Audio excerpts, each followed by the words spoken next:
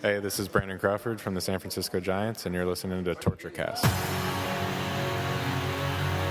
You're listening to a podcast by and for fans of the San Francisco Giants. Let's go, Giants! With hosts Willie Dills, Chad King, Ben Lee, and Eric Nathanson. Dedicated to the greatest team in Major League Baseball, the San Francisco Giants. This is Torture Cast. Standing on time, not gonna stop. We came to play, ain't slowing down. Falling on, we're here to stay, and we're stomping on whatever's in our way. I'm feeling like a Giant tonight.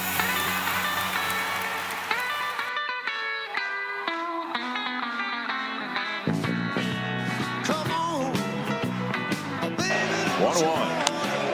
And a fly ball, well hit right field. Bruce is back, turns, and it's gone. Conor Gillaspie with a 3-run homer in the top of the ninth to give the Giants the lead.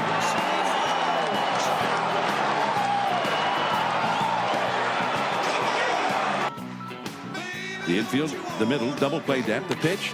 A high drive into right center field. Going back is Bruce, still going back. Adios! Pelota!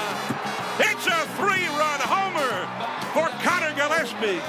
And they are stunned in the big city. Conor Gillaspie has hit a 3-run homer into the Mets bullpen, and that is a shot, and it was out of here with plenty to spare. The Giants have a 3-0 lead in the ninth.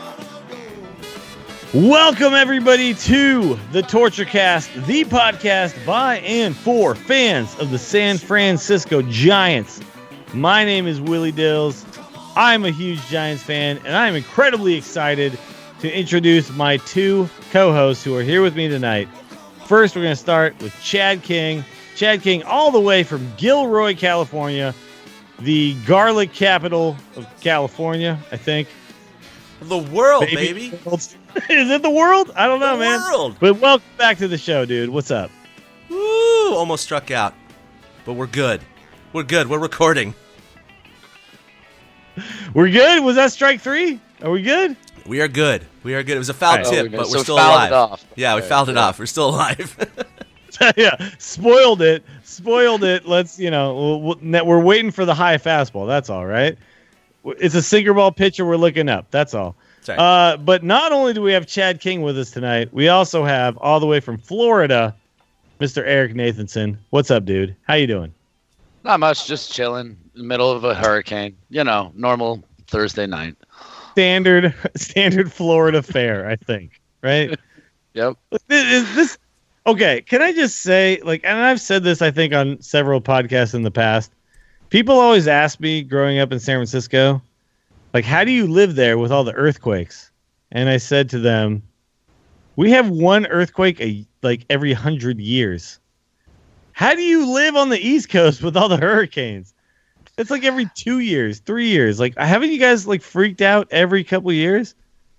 No, well, they are up north. Down here in Florida, we don't get it as much. This is rare too. This one, they're saying this is historic. How it's hitting our coast. But how many hurricanes have you been through personally while you've been in Florida? 0. This is my first. This is your first? Yes, they hadn't had one make landfall in Florida in 11 years before earlier this year when Hurricane something or other hit the Panhandle. All right. Okay. All right. Never mind. I retract my previous statement. Well, yeah, but North Carolina, those places I totally know what you mean. Those places. It seems like every year there's another hurricane, and the earthquake doesn't seem that scary in comparison. But anyway, what does seem scary in comparison is the Giants every other year. If we're talking about every other year, there's clearly one thing that's scary as hell to baseball, and that's the Giants. And guess what?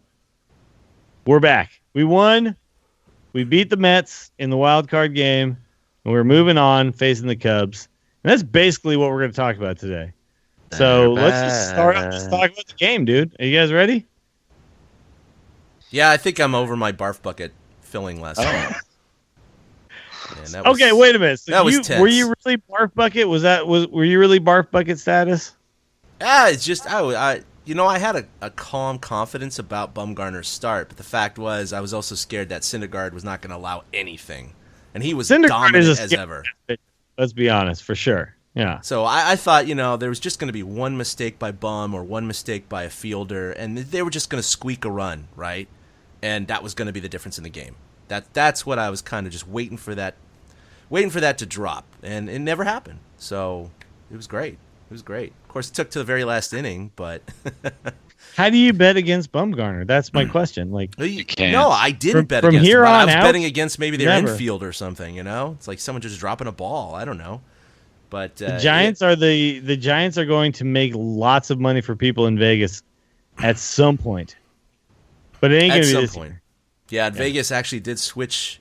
More money was going on to the Giants yesterday before the game, so it completely flipped into the Giants. Yeah, exactly. People like the late bettors were just pushing the line towards the Giants. So it was one of the rare times where the Giants actually were a favorite in a game or a series, which it's about time people start recognizing the whole weird even year bullshit now. But I mean that's 11. But even year bullshit aside, I think we just saw Bumgarner out-duel somebody. Like, oh no, that was just with a legend. Little even year bullshit. It was right? Paul Bunyan. Like, obviously, Gillaspie hitting a home run is potentially even year bullshit, but we've seen Bumgarner do this how many times now?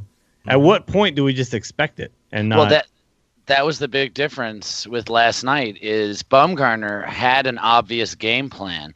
And that's not to say Syndergaard didn't, but Syndergaard's still in his phase of I want to go challenge everybody. I want to go strike everybody out. Bumgarner cruised through the first 3 innings, 7 pitches in each inning, and he got a ton of pop-ups. He worked the top of the zone. He didn't care. He just wanted to get outs. Like, he's got the perfect mentality for this kind of game. Mm-hmm. And Syndergaard just kind of flamed out, and the Giants just had to keep waiting him out and waiting him out. Bumgarner's just cut from a different cloth. No, I don't know. That is the key right there, is the first 3 innings. It was 7 pitches in the first 3 innings, 21 pitches. That allowed him to go the full 9. I mean, hell, he could have pitched 10. He threw 27 in the fourth? He got his pitch count up a little bit. Count in the 4th inning. Yeah, but at least that gave him that cushion to last into the 9th. And Syndergaard, exactly. I mean, his stuff was better than Bumgarner's, clearly. I mean, in terms of just his nastiness, and he struck out 10, but he just wasn't as efficient as Bumgarner was. Like Eric said, he was attacking the top of the zone, and he's like, I don't care about strikeouts. I'm attacking hitters' weaknesses, especially Cespedes and guys like Cespedes that. Those were beautiful pitches, weren't they? Every single one of them was just at the top of the zone or slightly above, right? And he was nailing that spot every single time. He wasn't flying, like he wasn't like dropping the shoulder and flying that fastball. It was hitting that exact spot where Posey's glove was. That ball was going, and Cespedes was swinging at every single one. And while he was spoiling a bunch off, it was setting him up to then drop the curveball, and then you're done. Yeah. Yep. Drop it. It was kind of it was the formula he used to such perfection in 14, and I think he's just kind of like made the formula better. I was looking at his stats last night, and I don't have them right in front of me, but in all of these last few games, he's had more fly ball and pop-up outs than he has strikeouts and ground balls. Because he's understood that if he continues to work like this, he's going to get outs. He's going to get outs quickly. He's going to force the batters to do things and hit themselves out. And he's just kind of mastered it. And Posey cannot be forgotten in this. Absolutely. To call such a great game, to stay fastballs through the first 3 innings, then bring those curveballs in that y'all were talking about. I mean, as soon as they started mixing that stuff in, Bumgarner, as good as deadly as Syndergaard looked, Bumgarner just looked like he was, I'm just toying with these guys. I can do what I want. Thor was Thor. I mean, he just pitched with nasty stuff, but Bumgarner, it was an art form. That's what it was. So I'd say that's the difference. So let me introduce to you guys 2 characters for tonight's show. One will be Classy Dills, and the other is going to be like asshole Dills. So we got Classy Dills and asshole Dills. All right, here we go. Bad cop. All right, here we go. So here's my response to Classy Dills' response to last night's game. Goes something like this: Syndergaard, man, what a performance! You were just blowing people away. So many strikeouts. What a performance. You deserve better, man. You deserve to win that game. Amazing for a 24-year-old guy to go out there and do what you did. Now, Asshole Dills goes like this. Trying to pitch for strikeouts is a young man's game. Trying to pitch for the actual win, that's what Bumgarner does. You need to learn. You need to get there, boy. Like, that's okay. That's Asshole Dills. It was kind of watching a younger pitcher with a guy who's been through there and been through everything that Syndergaard is yet to go through. Mm-hmm. That's kind of what happened. Like, Bumgarner managed pitch counts. Syndergaard just tried to strike everyone out, right? And he got wild at the end. Well, and he had 3 walks, I saw a lot of people say, why did they take Syndergaard out, right? Why did they take him out? He was like 109 pitches. Were you watching the same game I was watching? Yeah. He was wild as hell at the end. Mm-hmm. He was going to give up those runs, whether it was him or the bullpen. He would have given up those runs, right? Yeah, he was, especially when he got in the stretch, he couldn't seem to find the strike zone as well. Yeah. And it's what made like that Curtis Granderson catch of the Belt ball. When Belt hit that first ball, actual real chance anybody had. Yeah. I was sure that ball was over Granderson's head. At least a double, not necessarily gone. And then just to see him make that catch, it was one of those moments that, as a Giants fan, could hit you in the gut and be like, it's not going to be our night. Look at that. How do you compete with that? And then, Bum continues doing what he does to set it up for Conor. Absolutely. So, obviously, we got to give our props to Syndergaard because he did pitch fantastically. But, again, his pitch count was what did him in the end. It wasn't anything that he did as far as, like, it was, he given up 0 runs. 2 hits, I think, but when he came out. So, the guy hits. obviously did everything he was supposed to do as the starting pitcher for the Mets. No, he was absolutely fantastic. I mean, obviously, as a Mets fan, I would be pretty disappointed, but yeah, it was ace versus ace. It completely lived up to the hype. Everybody was hyping this up. Bum versus Thor. It's going to be a scoreless game. It's going to be a 1-1 game. It's going to go to extra innings. They're just going to go mano-y-mano. And it was exactly that. And the difference was just Bum outlasting him. I will say, though, that the key to the game, aside from his efficiency in the first 3 innings, which allowed him to go into the 9th. Well, he got efficient again later on. It was in the middle innings. He went he was up a little super bit, efficient and then in he came the back 7th down. and 8th and even the 9th. So yeah, and in the 8th inning that was a little scary. It wasn't the hardest hit line drive, but with a runner in scoring position. Right back at him though. Yeah. I mean, if that thing floats, he doesn't by catch him, that. That's up the middle for. There you go. At least and the Mets get the 1 run, right? And who knows what happens after that? So that was a little bit of even your bullshit there. But going into the 9th, though, of course, with Familia coming up, it was a little bit like, well, we know what he did last year in the postseason, and he's struggled in high pressure situations. I mean, he had 51 saves this year, so he's no slouch, and he throws 98 miles an hour. But he comes in and immediately gives up that double to Crawford. And that was just everyone's going to talk about what he did in the World Series last year, right? And now they're going to say he's a postseason donk, right? Like that's going to be he's going to be pegged as that forever. I don't know if he threw that badly. Like the Giants, I think, waited him out. Like those are pitches that throughout the year people were swinging and missing at, I think. I agree. Well, because it was Pagan couldn't get the bunt down, but then Panic comes up with 1 out, and he fought off a couple of really tough pitches. Panic had an amazing at-bat. That was the key at-bat, because if he gets out, you know what happens to Conor, right? Well, it's a pinch hitter. Or they walk him for Bumgarner. They walk him for Bum. A pinch hitter. Exactly, and then Bum, he's got to put up Jarrett Parker, who was in the on-deck circle. And then Bumgarner doesn't pitch the 9th. And then he doesn't pitch the 9th, So it's interesting how that one at-bat, even though it was just a mundane walk, it was a well-earned walk. And he fought off a couple of pitches, including a 2-strike ball in the dirt, basically, which he somehow got a piece of. So that put him on. And everyone's going to say Familia pitched terribly, but he didn't, right? Like, I think that you have to say that the Giants hitters laid off pitches that normally other hitters would swing at and strike out. Like, I think you have to. Yeah, you have to give credit to the Giants hitters there. Yeah, no, Panic was supreme there. And then, of course, he has that devastating sinker. And that's what the pitch was called for. That was a sinker, and he just left it up, and it did nothing. It just did nothing. And Connor said, you "Thank hear you it very from much." Kruko every time a sinker ball pitcher comes in. Look up. And Conor Gillaspie said it in his post game interview. Well, I was just looking for something up, and he got something up, and he hit it out. So Yes. that's it. He has 31 career home runs in 7 seasons. Think about that. Wow. I mean, Well, But he has also one really good one in one yes, season. that's what I mean. He joins the lore of unlikely heroes in Giants, mythology, with Cody Ross, who was the waiver wire block, and Scudero and Morse and Ishikawa. I mean, it's amazing. He doesn't yet. He only joins Ross, Scudero, Morris, and Ishikawa if the Giants win the World Series. Well, okay, I agree.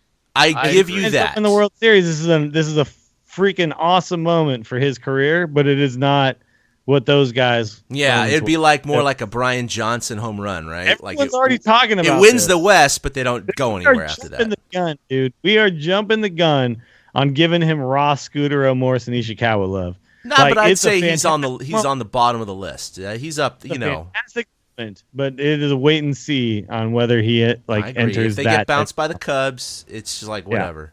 Yeah. It's a footnote. It's a thing that happened one time. Will Clark hitting it up the middle against the Cubs has always been one of my favorite things ever.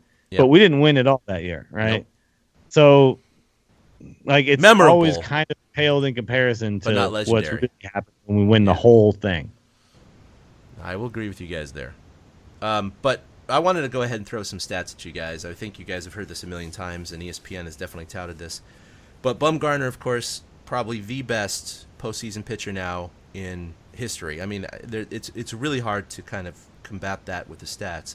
He lowers his road postseason ERA 2.5, 0.50. It was 0.6 coming into the game, and he lowered it. The Giants are 8-0 in those road starts. He has the best ERA in MLB history on the road. And now the Giants have won 9 consecutive elimination postseason games. They've tied the Yankees with 11 consecutive postseason series wins. I mean, it's just unbelievable. And then to hear, I was listening to KMBR at the time, and it came out on ESPN later and stuff. But Dwayne Kuiper walked onto the bus at 4 p.m. before the game with the players, and he said, "You know what? Who was on the bus?" And it wasn't Murph and Mack. It was the later guys in the afternoon. I think it was Tom Tolbert and stuff. And they said no. He said it was Bum, and he was sleeping. I mean, dude, I was nervous before the game yesterday. There's no way I could sleep, and he's freaking starting.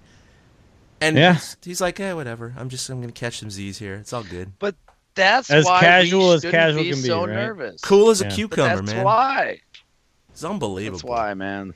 I'd love to get in his brain and see how he feels. I mean, I know he gets adrenaline. You have to have adrenaline in these starts to help you perform. But as far as anxiety or nerves, he has zero. He has none.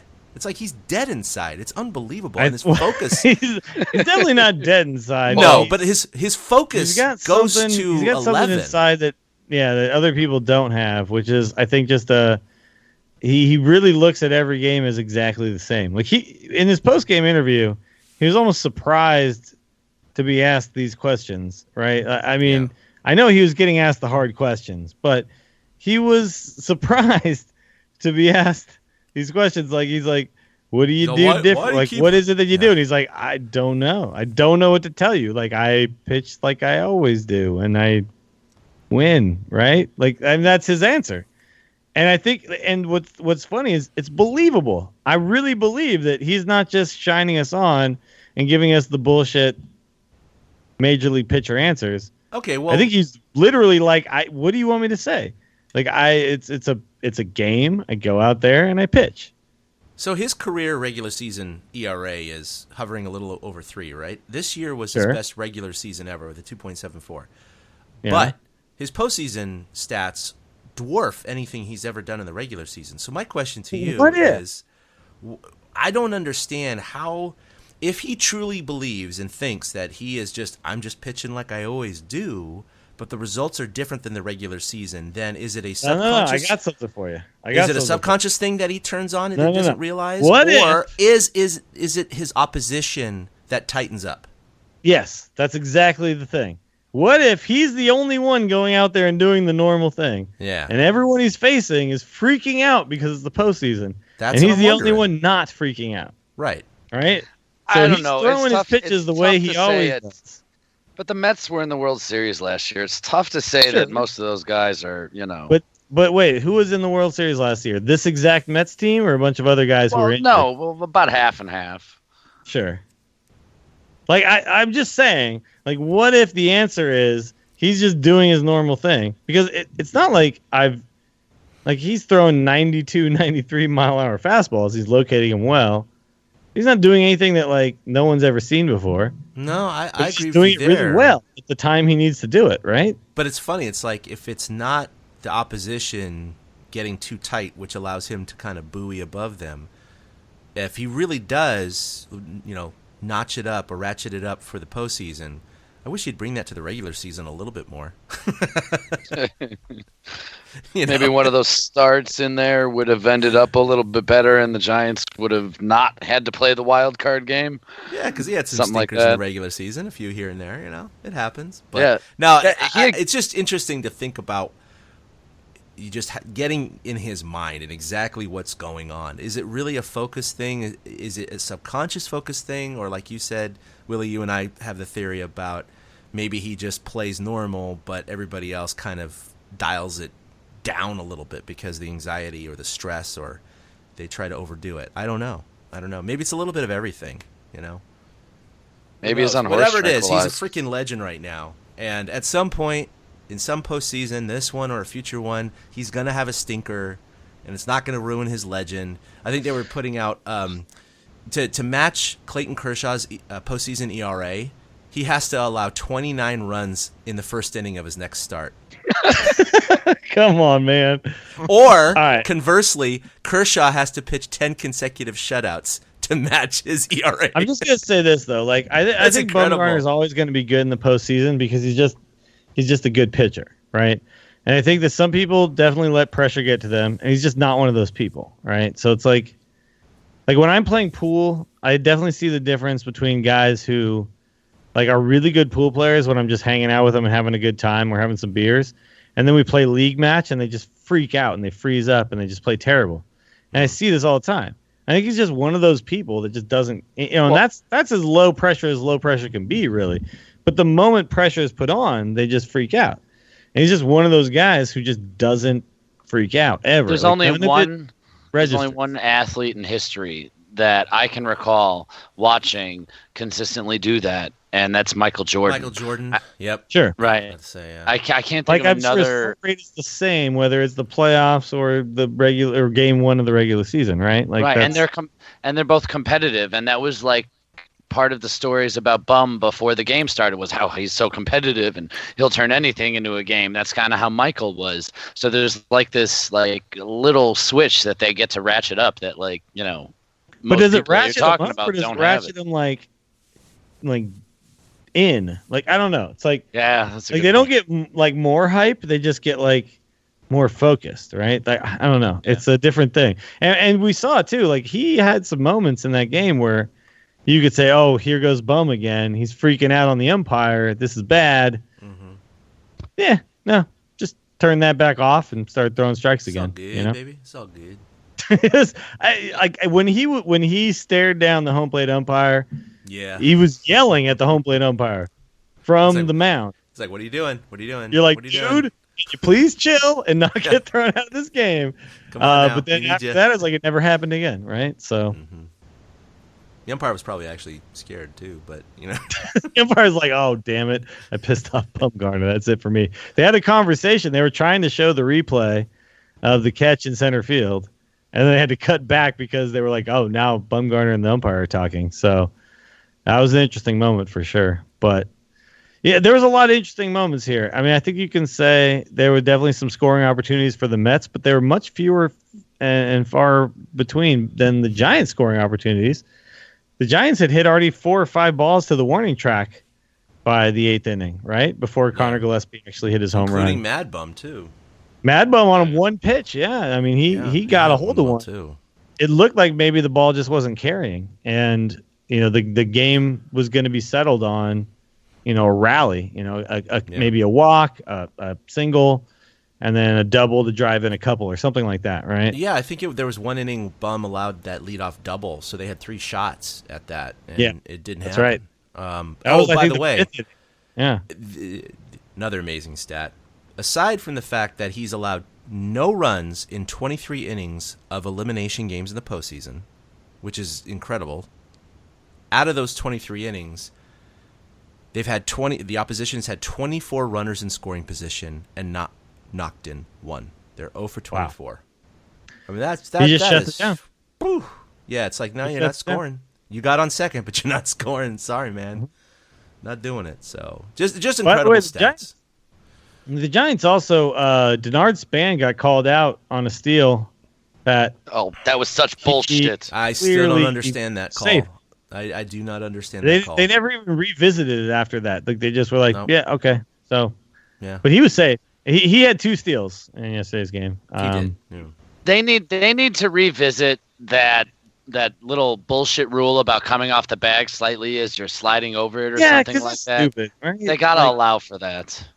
Because he was as close as you can possibly be to the bag with his whole body. Like it was actually an awkward slide, but like he gets called out apparently on the fact that he left contact with the bag for a second, maybe. I guess I'm not really sure. They didn't explain it, but that's the only possible way that could have been called an out, right? Man, that's all it looked like, because it sure as shit looked like his foot was touching, and then his leg came in and touched right when his foot let go. I guess they felt left foot dragged across. There was a moment his left foot went up in the air, but it looked like at that time his right foot also came into the bag, and then his body slid across the bag the entire rest of the play. So, hey, but if he's called replace him with all robot umpires. Yeah, well, if Connor wouldn't have hit the home run if he had been called safe, so like I think we got lucky. Maybe. Yeah, whatever. Sure. Hey, so Eric, I got a question for you. Okay. Yeah. Having all your connections to Chicago, of course, still being a Giants fan, but everything I've heard, and I tend to agree with this, but being so deep in Giants fandom, it's hard to objectively think about this. But everyone is saying on the national baseball scene, all of the pressure is squarely on the Cubs in the division series. Best record in the major leagues, the curse, Billy Goat. Giants have 3 rings. 87 wins. They barely squeaked in. They got a lot of momentum. If they lose, it's not the end of the world. Do you agree with that? 100%. I absolutely agree with that. I am watching Cubs fans, and I'm friends with Cubs fans on Facebook, friends with Cubs fans from growing up. And I follow a lot of them on Twitter, and I watch the Cubs fans, and they're nervous as hell because they realize everybody's looking at the Cubs, and the Cubs are supposed to win these games. And if they don't, they'll fail. And it's that terrified feeling we had before 2010. And at the same time, like, they don't like being the favorites. And you're right. The Giants have nothing to lose. 3 of the last, 6 World Series. The Cubs have everything to lose. So, yeah, I would agree. 100%. The pressure is on them. The Giants are playing with house money. I think any wild card team at this point is playing with house money. But, like, the Giants specifically, it feels like, are playing with house money because of how the second half went. I mean, could you imagine the Giants, one of the worst teams in baseball, in the second half, beats the Cubs like in 3 or 4 games in the first round? They'd never live it down. It was like the Tigers World Series, right? I mean, my God. This is what we talked about in the last episode, was that the second half literally means 0 if we win this game. It's been erased. It's been totally erased. Because the Mets were 60 and 62, right? And went on a tear to make the playoffs. Right. So their first half was essentially erased because they actually found a way to actually make the playoffs, right? And the Giants are the opposite. The Giants were the reverse story, right? Being the best team in baseball, even better than the Cubs in the first half, and then having one of the worst second halves you could possibly have. We go into one game is all it takes, and now it's like the team that got hot at the end is gone, and the team that barely squeaked in with winning the last 4 games of the season moves on. all of the regular season we could just throw the hell away at this point.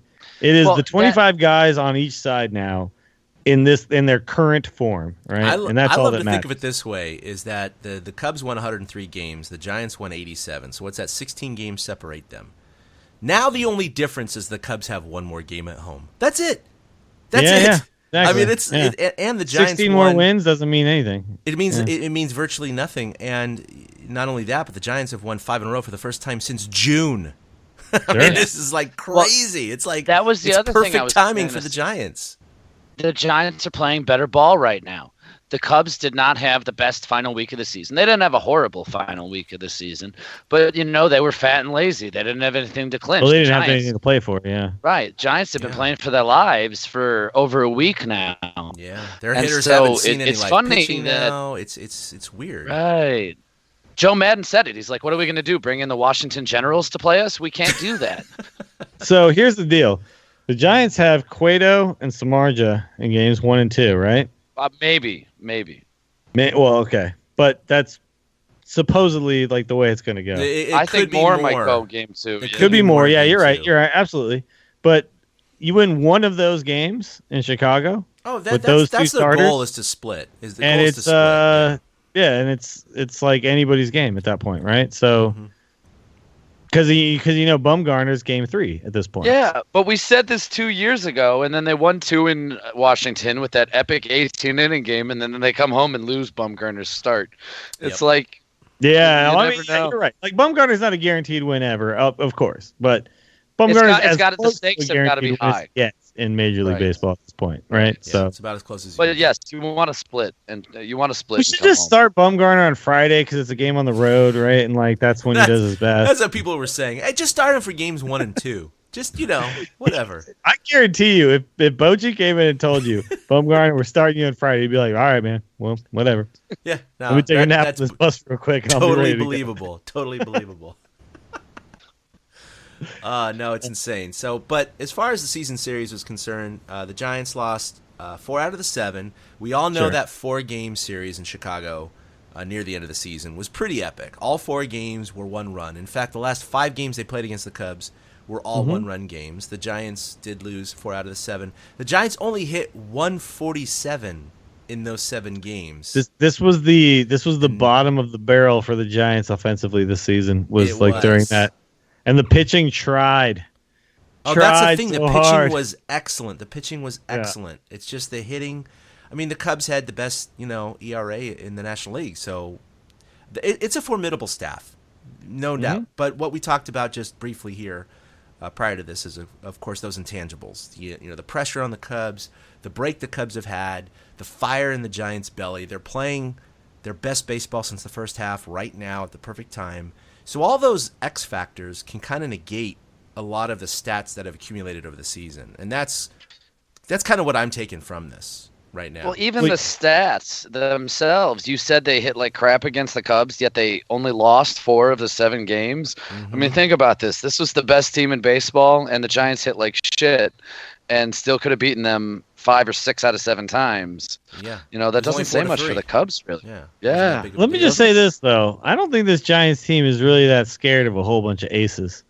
We just beat Syndergaard. No, they we just beat can't Verlander. hit the freaking rookies. That's who they can't hit. We beat every ace that gets put in front of us for years now. Hamels, we don't care about the aces. Verlander. Right? You go down the list, and it's unbelievable how many aces they've beaten over the years in playoff situations. Now put the rookie who has a middling ERA against us, and he's going to maybe hit us into the 9th. But the guys that we need to bear down on, they just do it. I don't understand really what it is, but it's kind of amazing to watch. Like when everyone was talking about Syndergaard coming into this game, they're talking about his 98 mile an hour fastball. They're talking about 92 on the slider. They're talking about how he's got a changeup, how he's got breaking balls that are disgusting. And all I'm thinking is none of these guys on the Giants really care about 98 miles an hour on the fastball. They can all kind of hit that. It's just a matter of getting in there, bearing down, doing what they're supposed to do, working the count, and finding a way to beat you in the end. And they just are they're professional hitters. The Giants just have those guys. I'm not too worried about a bunch of aces. I'd be more worried about a random team coming through with a really sick offense and a bunch of middling pitchers, right? Padres with a AAA yeah. I don't know what pitcher coming that's in. just how it's been working for years with the Giants. So well, it's funny. That's how I feel about these playoffs. Like, I don't mind if the Giants can get past the Cubs. I don't mind seeing the Dodgers again.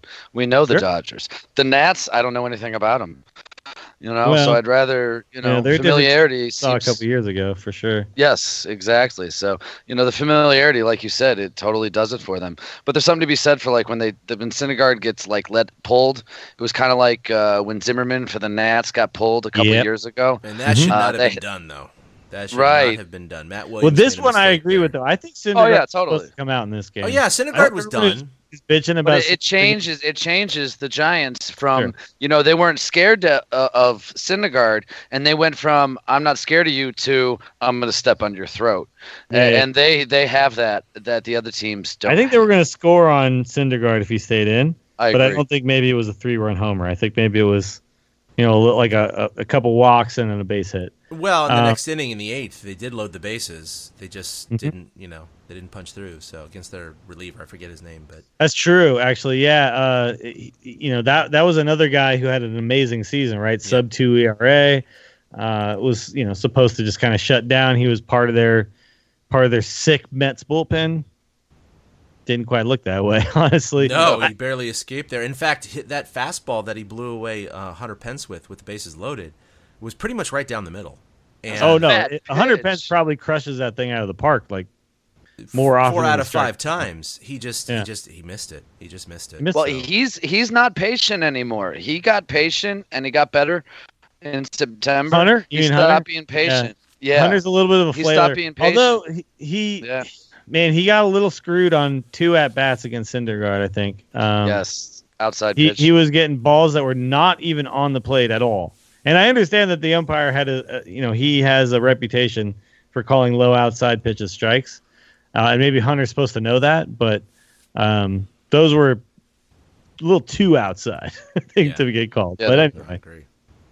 Hunter doesn't cover the outside part of the plate as well as a lot of hitters anyway. No, not so much. Pulls out a little bit too much. So do he falls back. He pulls back on his left foot. Oh yeah, by the way, who can we review our score guesses from I have them written down. Did you write them down? Oh, you do? No, I did not write them down. That's why I wanted you to review them. I have them written down with notes. So I remember mine. I called 3 and 1. 3-1 Giants. You said win. Bumgarner. Yeah, you said Bumgarner would go 8 and he went 9. So you were the closest. I'm just out a little bit. I gave the Mets offense too much credit. I thought they would score one run. Ben said something about a barf bag, and he said 5-2. Chad, you said the Giants by 1 or 2, and then the Bum would go 7, and the pen would come up huge, which obviously didn't happen because the pen wasn't needed. Yep. And I said 11-4 because I was so confident about this game, and we all, in essence, were right, except I said the Giants guessed a win. Yeah. Yes, yeah. I said the Giants would score early and often, which is the opposite of we scored late and once. Late and once. So I guess Willie. But having was said the that, then. we all have our World Series pick of the Giants alive. So shocking. Yep, that's true. Yeah. And also, by the way, we talked about who was going to be like the random guy to come through. Yeah. And I did call Conor Gillaspie, but so did Ben actually too. Yeah. But I also said, who else did I say? I said, oh man, now I'm trying to remember. A whole 3 nights ago. Yeah, I know. Oh, it's so long ago, and I was so drunk. That's the problem. I had a couple other picks. But I remember like talking about how Gillaspie was like kind of like that's the. But I'll tell you why. I didn't pick him because I thought for sure Gillaspie. I picked him because he is like the Ishikawa of this team, right? Like, that's honestly why I picked him. Like, it wasn't. He is making it. I was like, his swing looks real good right now, right? Been around a while. Yeah, he's got a lot of similarities to Ishikawa. There's a reason I screamed "Welcome home, Conor Gillaspie" when that ball went over the wall. You know, so it's very similar. That was my other guy. Yeah. Man, but it was like stuff. I know it's gonna be one of these random guys, right? Like coming out of nowhere, and they're just gonna do something amazing. And true to the Giants' form, that's what happened. Yeah, and this, if should they beat the Cubs in this division series, it's like, my God, they've won 11 series in a row. It's like, how long can this actually go on? It's getting unbelievable at this point. But technically, it can go on forever.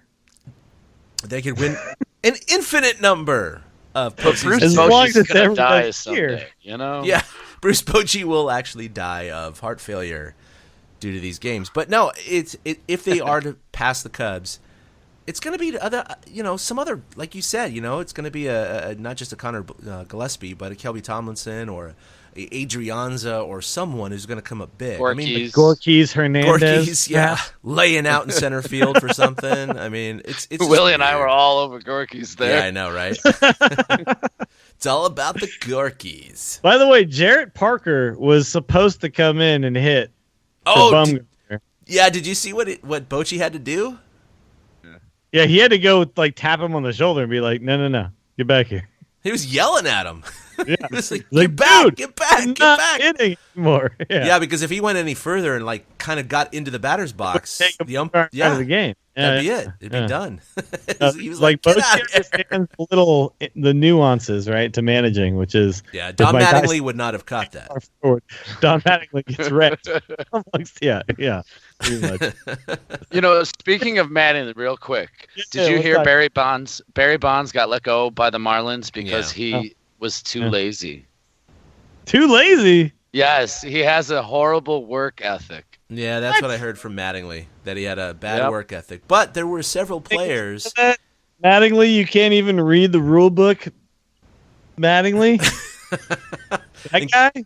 Including Chris Yellick and others who said that Bonds was just a boon to them. So it's interesting, the differences in opinion. But and some guys have career years because Bonds was telling them how to hit. Yeah. Now their stats were way up, and some guys personally vouched for him, but obviously he didn't get along with Mattingly. Basically, Don Mattingly is one of the best players with the worst baseball minds of all time, right? Like you have to just. He's a buffoon. He was a great player, but he's a buffoon of a manager. He just doesn't know how to manage people. Baseball for years. I was more doesn't focused understand on baseball. What? I was more focused on the Barry Bonds aspect of it, but if you guys want to talk about Mattingly on a Giants podcast, no. Stop. No, that's okay. Right? Done with him. Look, I'll tell you that. I mean, maybe the Giants can bring him in as an assistant under Bam Bam. That's where I'm going. Look, Barry may have gone in there and half-assed. I'm not denying that that's very possible. Barry may have been like, this is my Miami vacation for a year. I'm going to take my son. We're going to go chill like my dumbass son with my dumbass Instagram. His tweets are pretty epically bad. My Bonds has the best Instagram ever. Oh, God, they're bad. But whatever. All right, guys. So yes, for this series, right? Just a little bit. All right, so real quick, let's see what we're going to do this series. What do you guys think? So I'm going to go with the Giants split one in Chicago. We come back and we win 2 out of 3 in San Francisco. And then we go back and we win Game 6. So 4-2, Giants. Why are you saying Game 6, dude? It's a 5-game series. 5 games. Sorry. We come back and we just... wait, what? Why am I tripping so hard? You are tripping, dude. This is a 5-game series. I'm super tripping. It's 2-2. It's 2-2-1. We're through one series. It's got to be a 7-game series by now, right? Nope. We're through the 1-game wild card. You're right. Okay, so we split, and then we win 2, and then that's it. There you go. Okay, so you're saying 3-1 Giants. All right, 3-1 Giants. Split and then win 2 at home. Got it. Yep. Eric, the way I look at this, we win Game 3 and 4. That's what I'm. Yep. That's what at I'm home. saying. Right. Yeah. Well, the Bums pitch in 3, and then it's going to be either Samardzija or Moore. Game 4. Whoever doesn't pitch Game 2. Depends on who pitches Game 2. Yeah. Well, also depends on if one of those guys gets used out of the bullpen somehow, right? Because I don't think that's going to happen in Chicago. Playoffs. No, it's too early in the series to do that. Yeah. It also depends on if Nunez actually makes the roster or not. What we do with the amount of pitchers. So I think he's going to take 12 pitchers for sure for the division series. Yeah, he took 11 for the wild card. That was obvious because do you think Nunez is going to be in the roster? I don't know. I mean, I'm going to say no for this season. I know he was off the roster 2 days before the DS, so it's like that would be pretty. Back for the CS, but not this one. Exactly. I think he might be left off because it doesn't need to be announced till tomorrow afternoon before. Especially because Gillaspie just hit 3-run homer. Yeah, exactly. It's like thanks for that home run there, but we're gonna let you go for this series. Yeah, makes the decision a little easier. I agree. I think that Nunez is probably going to be left off for the division series. Eric, what do you think? Eric, what do you got? I think there's fascinating stuff with this hurricane on my screen sometimes. Oh God, yeah. That must be I think the Giants are going to win the series. I'd love to say in 3 because there's nothing because that's the best. Yeah. Right, but I think it'll be 5. I think it'll go the full 5. Oh wow. And you got to win a game in Chicago to clinch it, huh? Yes, and I think the main reason the Giants win is because nothing they do surprises me anymore. I expect them to win until they show me otherwise. I think they've earned that trust, so I'm just going to go with it, regardless if I think they can win a series or not. Mm-hmm. So I say the Giants win in 5, and I'll give some crazy Kelby Tomlinson hits a home run in Game 5 that makes the difference. Wow. Kelby Tomlinson in Game 5. It's like Dwayne Kuiper hitting I'm going to say if it goes down to Game 5, I think it's a Buster Posey or a Brandon Crawford who hits like the big home run in the Game 5. But I'm going to say 4. I'm going to say in 4. I'm going to say we win like there's going to be one blowout somewhere, but all the other games are going to be like 3-1, 2-1, 1-0, 2-0. I think like one game just is a blowout in either direction. But everything else is just super close pitching duels. And it comes down to like an error or, a hit down the line, that type of shit. Yeah. No, I remember. But I think the Giants take it. Not even like I know the Cubs are amazing. I know the Cubs are an amazing team, but when it comes down to like playoff experience, the Giants are going to grind better. So the one thing I find amazing about this podcast is that it started in 2011 after the success of 2010. And, I recall us. Yeah, exactly. Sorry. Right. Thank you, Willie. No, but I recall, coming on this podcast and you always had the why they will win it all. And we always touted our different things. But in 2012 and 2014, we all had varying predictions on how long series would go. None of us, as I recall, ever picked the opposition of winning. So I'm thinking so far, we're all perfect. We're all perfect. Yeah, we're about 1,000, dude. So because that's the only time we've ever been in the playoffs. We should really just go to Vegas. And no, I'm just kidding. But like Eric said, until they prove otherwise, how can you not? I mean, they're playing with house money right now.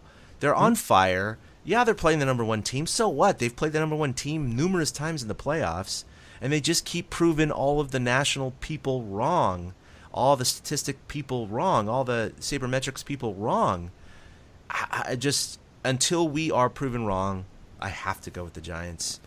I think, like with Eric, I don't think I wouldn't be surprised if they win it in 4. I would definitely be surprised if they swept, but I'm thinking 5. I think this is not going to be a non-torturous postseason. It's going to be a torturous postseason, which hopefully we will all revel in at the end. But that being said, I do think they will have to go back to Chicago and do something like a Will Clark, single up the middle off of Mitch Williams. Something like that. Denard Span, single up the middle, a la Mitch. Okay, I like it. By the way, was it Game 1 he hit that grand slam against Greg Maddux, right? Wasn't it Game 1? So maybe that's going to happen tomorrow night.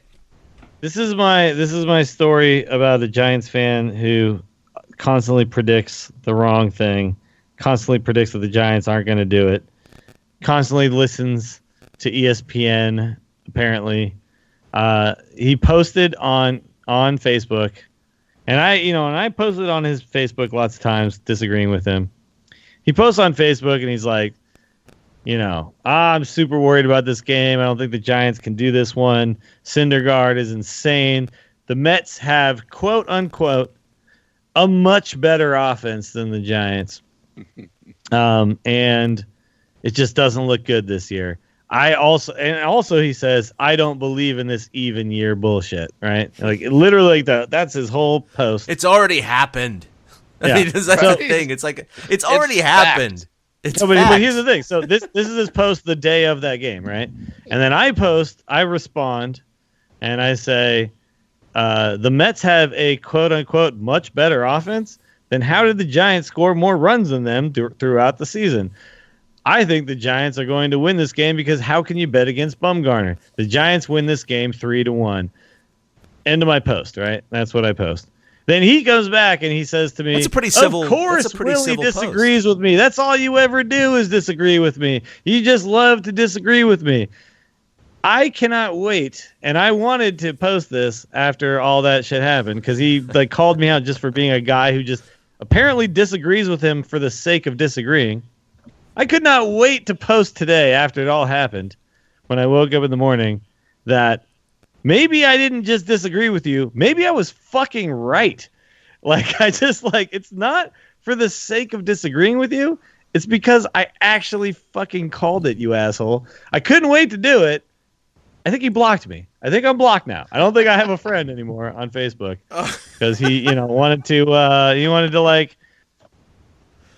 piss on the Giants' chances against the Mets because Thor is so good and the Giants' offense is much worse than the Mets, even though we scored more runs than they did. Reason, it was pretty, but I find it hilarious. It's not even political. I mean, or religious or something. I mean, that's come on. It's one guys. thing. It's one thing to get pissed because a guy wants to vote for Trump or something, but it's another thing to get pissed when a guy just says I think the Giants' offense is actually better than the Mets' offense, and we might win 3-1, and then we win 3-0. So hey, whatever. And you have a history with the scores.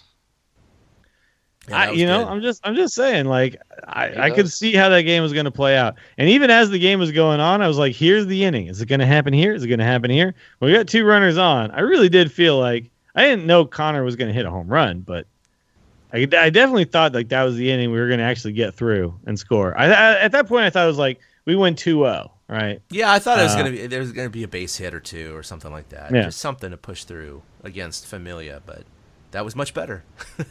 Yeah, and I'm not saying I'm some amazing predictor. Obviously, I'm not. If you listen to this show, I'm saying it. Hey, I'm saying it. Well, Willie's an amazing predictor. Definitely was. Sure, yeah. This time we get it right. But Chad's gotten the exact win total right 4 years running. 4 years in a row until this year. I finally was off. I was 6 games off. Yeah. Calling shit, you can call a home run every single time someone comes to bat, and sometimes they do it, and you think you're amazing, right? But I think I could call the fact that the Giants were going to win that game reliably. In my head, I was like, this makes sense. And it did make sense. And the score made, all that made sense. It's the guys who are just so pessimistic all the time. I just why do you watch the game? If you just always think we're going to lose, are you having fun? Or, I don't know. I would rather Negative think the Nancy Giants are gonna win all the time, and then sometimes I lose. I'm like, too bad. Rats. Yeah. Yeah. Rather than be the guy who just thinks it's never gonna work out, and then when they win, I'm like, sweet, they proved me wrong. I don't know. That's not that fun to me. Plus, they've won 3 championships. Why is this guy so pissed off at the Giants in the first place? Yeah. You don't win every year. The second half probably beat his ass down. I think that's what really happened. I mean, it beat me down. 2016 has kicked I will my say ass, it definitely beat me down. And that's know? why if the Giants do lose against the Cubs, I'm going to be very disappointed. I'm going to drink a lot, but I'm not going to be I'm not going to be devastated because it's I won't be sad. I will be sad, but I won't be devastated. Yeah, right? That's the difference. Now, if they had not made the playoffs or even lost last night, I would have been pretty upset because this missing team, the playoffs was the worst thing that could have happened. Yeah, this team deserved to be in the playoffs. I thought they were good enough to do that despite their second half. And so, but like we said earlier, that win last night erased the entire second half. So now it's okay, boom, reset. Going against the Cubs, if they lose against the best team in baseball in which they were 16 games behind, 16, it's all right, well, the better team won. They were the better team. But I would rather face the Cubs in a 5-game series than a 7-game series. Let me just say that. Amen. Amen. By the way, Because no, that's absolutely correct. The fewer first of all. games allows for the inferior team to sneak in. It does. But Law of also, averages. like, I just want to point out, like, this is not a race to 162 or whatever. This is a race to 12, right? This is a race to 12 wins. Yeah, now they got The 11 to Cubs go. only have to win 11, obviously, but we have to win 12. But we got one out of the way, so now it's a race to 11 for us too, right? So Same. 162 is done. That doesn't matter anymore. Now All it's just that who is wins over 11 with. games first, right? So Well, that's what I'm saying. It's like the Giants are on the road. Okay, fine. They lose one game against the Cubs for being the wild card. But so do the Dodgers, right? They also don't have home field advantage against the Nationals. So it's like Giants and Dodgers now are basically on equal footing. So I'm pretty happy about that. dude, can we please beat the Cubs and have the Dodgers play us in the NLCS? In a perfect world, if you could orchestrate it, I would Yeah. absolutely want the Giants to beat the And Dodgers. then I in the want NLCS. Romo to strike out Puig for the last out of like game 5. Not even game 7. I don't even want like the Right, the I drama. want the drama, but for the last out of game 5. Yeah, because the Giants will not have home field advantage the rest of the By the way, playoffs. I mean They Romo just do not Puig have is it. a pretty good matchup for Romo. So yeah. It is. All right, man. All right. Anyway, we've talked about this fucking shit for a long ass time. This has been an amazing show. There's so much going on, but there's one thing that we always do to finish off every episode of this show, and that's when we talk about why the Giants will win it all. So let's go ahead and go for it. Chad, start us off. Why will we win it all? All right. So in this series, all of the pressure is on the Cubs because of the curse, because they had the best record in the majors, and only 5 of the last 30 teams with the best record in the entire league have won the World Series. Giants even year bullshit continues. Madison Bumgarner, his legend continues to grow, and they just find a way to do it. Just the recipes of 10, 12, and 14, they're just going to find that resolve and take it to the finish line. I like it. Don't steal Chad, my, what you got? Or sorry, Eric, what you got? don't steal my Madison Bumgarner thunder, because that's all I have. Madison Bumgarner.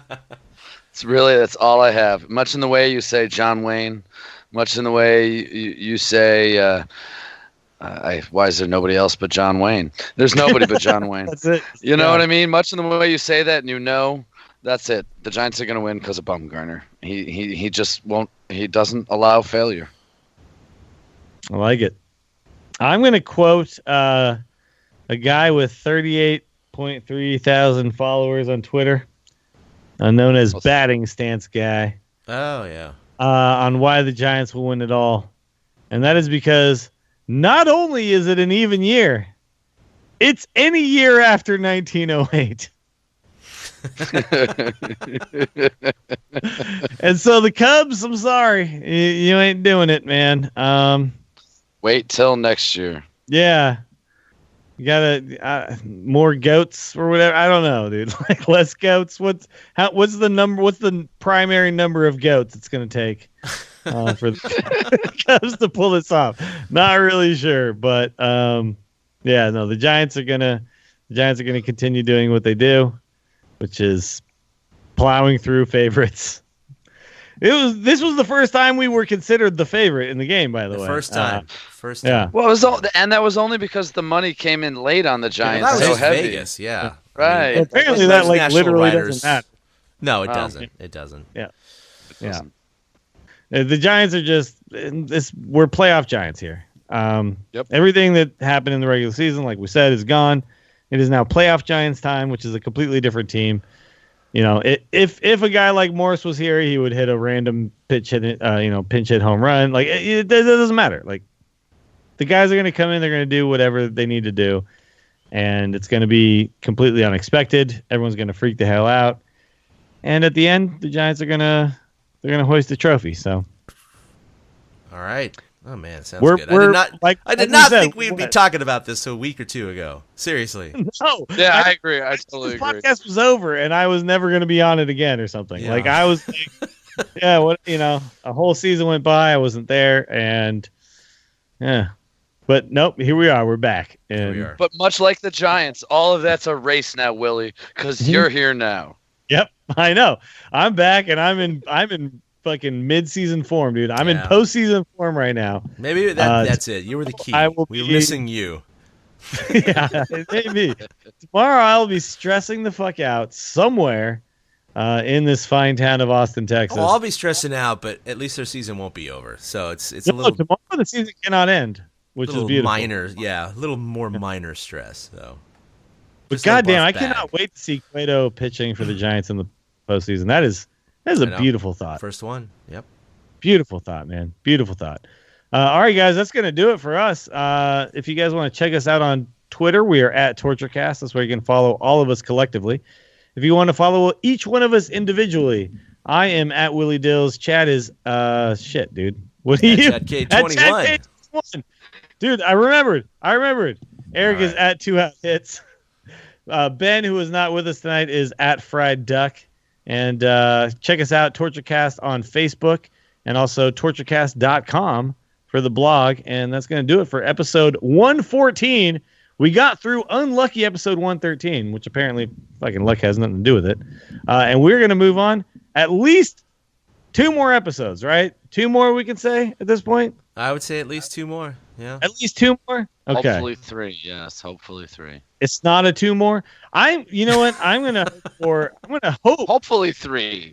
I'm gonna hope for 6 episodes. Yeah. Can we get we can try and squeeze one in on in between when they come home. I would love to do that. I would love to. After every couple games, we should get one in. Right? The off days, right? The off days. The off day. Yeah. Yeah. That'd be good. So we'll see what we can do. It's not 2 more. It's going to be at least 3 more. That's what I'm saying. All right. That's going to do it for us. For me, for Chad, for Eric, for the absent Ben. This is TortureCast. We'll see you next time. A boom. A big thank you to everybody for listening to the TortureCast, the podcast by and for fans of the San Francisco Giants. Follow us on Twitter at TortureCast. You can also like us on Facebook or check out our blog at torturecast.com. I also want to say thank you to Ashcon and Bailey for letting us use their song Feeling Like a Giant for our intro. For Ben Lee and Chad King, my name is Willie Dills saying, we'll see you next time.